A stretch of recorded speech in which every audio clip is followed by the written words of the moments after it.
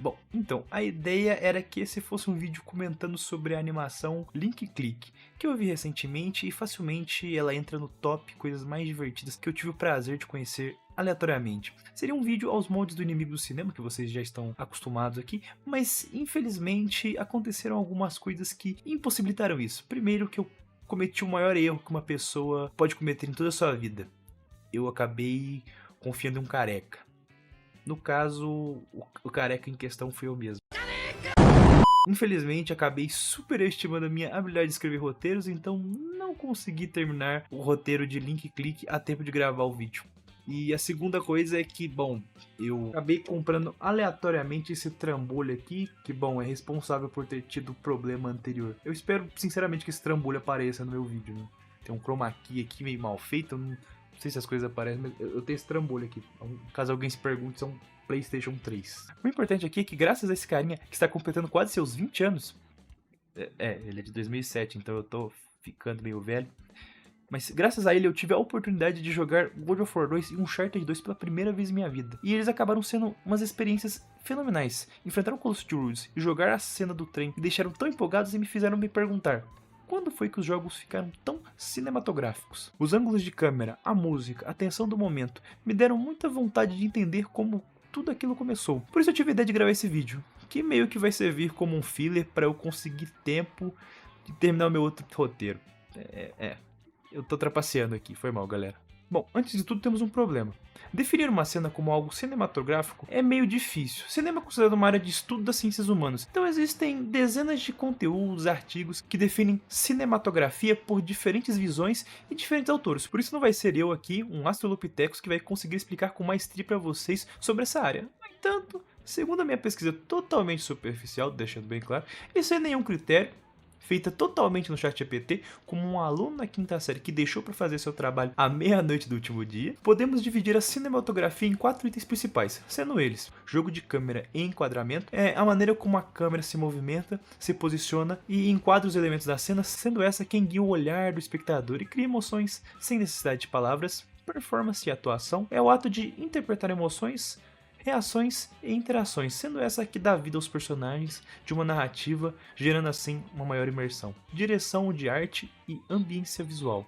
É o visual geral da cena, representado por cenários, figurinos, objetos, cores, luzes e estilo estético, criando assim uma identidade visual das obras. Trilha sonora são todos os itens que são perceptíveis pela nossa audição, ou seja, música, efeitos sonoros, silêncio, ruídos de ambiente com o objetivo de definir o tom de uma cena, intensificando as emoções e aumentando por sua vez a imersão. Talvez eu esteja falando a maior merda possível, então o pessoal de cinema me corrige nos comentários. É importante salientar que não é obrigado a ter todos esses itens para uma cena ser considerada cinematográfica. A junção de 2 ou 3 deles já nos pode gerar a intenção visual clara que o autor daquela obra queria mostrar. Terminando aqui meu guia de qualidade bem duvidosa sobre o que é cinema, voltamos à pergunta: quando foi que os videogames saíram disso para isso?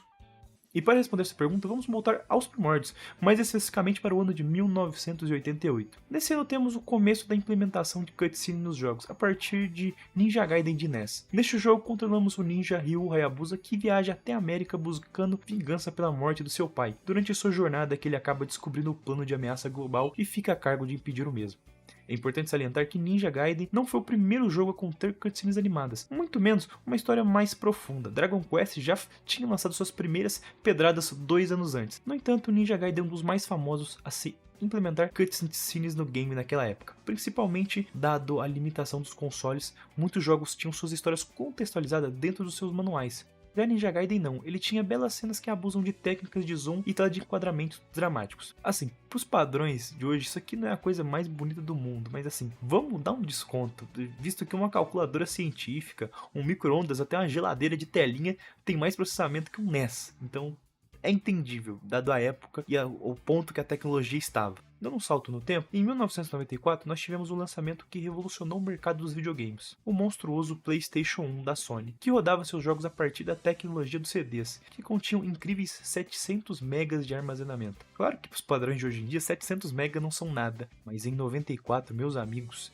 era uma diferença absurda. A título de curiosidade, um jogo de Super Nintendo, um console de uma geração anterior, o cartucho tinha média de 16 megas de armazenamento. Já o Nintendo 64, um console da mesma geração do PlayStation, tinha uma média de 64 megas de armazenamento, ou seja, você tinha pelo menos 11 fitas de Nintendo 64 ou 44 fitas de Super Nintendo em um CD, ou seja, os desenvolvedores tinham muito mais espaço de armazenamento para trabalhar nos seus projetos, o que era algo revolucionário. Com espaço de memória sobrando, desenvolvedores da época poderiam entochar os jogos com todo tipo de picuinha que vocês conseguem imaginar. Foi assim que os jogos começaram a ter músicas e dublagem com boa qualidade sonora. Não que não houvesse antes, mas por conta da compressão que acontecia nos cartuchos, os resultados não eram muito bons. Mas essa não foi a principal novidade. O que realmente mudou tudo foi a adição de CGIs pré-renderizadas nos jogos. Agora tínhamos ceninhas para nos contextualizar do que iria acontecer no joguinho que iríamos jogar. Uma empresa que soube muito bem abusar dessa tecnologia foi a Capcom, lançando seu aclamado e amado até hoje Resident Evil. Esse jogo deu simplesmente uma guinada no gênero de zumbi na época, e o jogo é focado num grupo de agentes especiais da STARS que, ao investigarem o desaparecimento das montanhas Arklay, acabaram ficando presos numa mansão infestada de zumbis e criaturas bizarras, onde eram feitos experimentos pela empresa farmacêutica Umbrella. Resident Evil, narrativamente falando, era como jogar um filme de terror. Assim, era um filme de terror B, dado as interpretações dos dubladores que não eram as coisas mais legais. That was too close.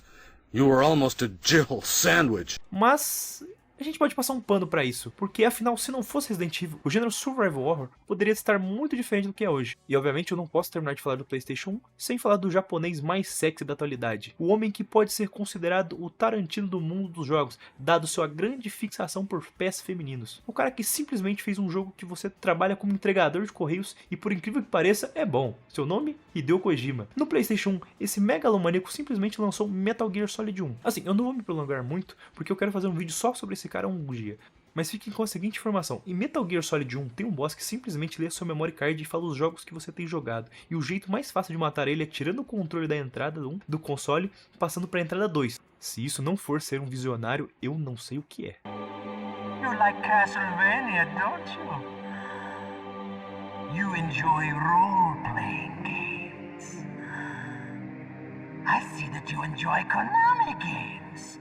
Bom, avançando um pouco no tempo, com a virada dos anos 2000, nós tivemos o lançamento do saudoso PlayStation 2, provavelmente para muitos o maior videogame de todos. Aspas fortes essa que eu acabei de dizer, mas acho que a maioria vai concordar.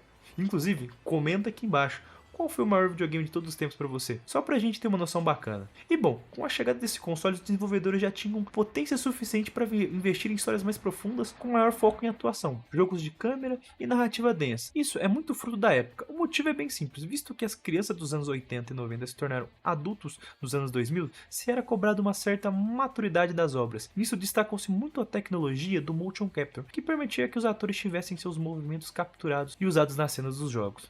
Um bom exemplo de game que fez bom uso dessa tecnologia foi Metal Gear Solid 2. Aqui controlamos Raiden, que está numa missão para resgatar reféns de uma instalação tomada por terroristas. Ao pouco ele descobre uma conspiração global envolvendo a inteligência artificial e controle de massas, que é um jogo totalmente atual quando a gente compara a trama e vê as situações dos dias de hoje. Mais uma pedrada do meu mano Kojima. Esse cara é um gênio, não tem jeito. O cara é foda, patroa! E bom, com o avançar dos anos e avanço das tecnologias, fez com que ficasse cada vez mais fácil para os desenvolvedores dos games conseguissem compartilhar suas visões artísticas e nos apresentar boas narrativas, a maioria das vezes seguindo aqueles 4 itens que comentei com vocês anteriormente. Acredito que todo mundo tenha seu game com foco narrativa favorito, que apenas de olhar para ele, seja como um projeto completo ou apenas uma cena, que lhe faça pensar, isso é absolute cinema.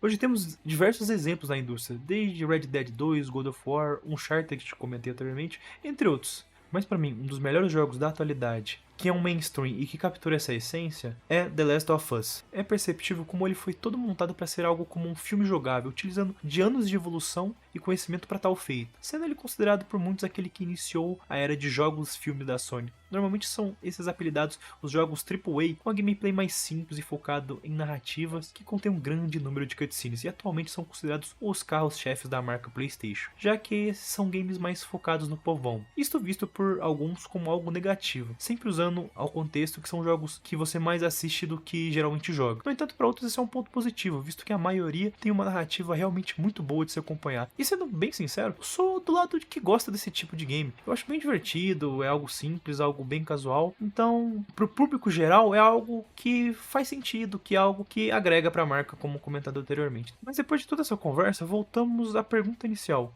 quando os jogos ficaram tão cinematográficos? E a resposta é muito subjetiva, visto que foi uma evolução constante, como podemos ver aqui. Passamos por diversos pontos da história, que para alguns pode ser considerado ali que tudo começou e para outros nem tanto. Por isso eu vou pedir para que você nos ajude aqui. Comenta aqui embaixo quando foi para você que tudo começou e que jogo fez você pensar nisso. Não vou ficar muito em cima do muro, serei bem direto. Para mim começou no PlayStation 2 por conta da implementação de captura de movimento. Mas se quiser, fica à vontade para dissertar por que eu sou um Australopithecus e estou errado. E você mostra para todo mundo como eu sou um boçal. E bom, pessoal, esse é o vídeo de hoje. Se gostou, peço que deixe um like, se possível, se inscreva no Cine Furacão. Somos um canal pequeno, então toda ajuda nos fortalece bastante. Se possível, compartilhe esse vídeo, mande para um amigo seu. Ficaremos muito felizes com toda a ajuda possível. E bom, o próximo vídeo eu prometo que vai ser o vídeo sobre Link Click.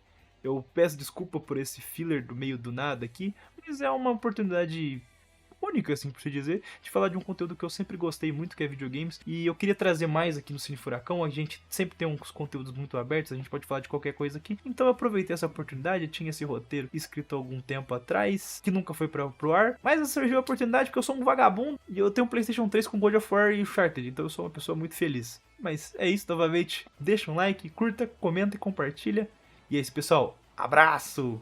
Olha que legal o jeito que ele abre, cara, eu tô muito feliz com isso aqui. Putz.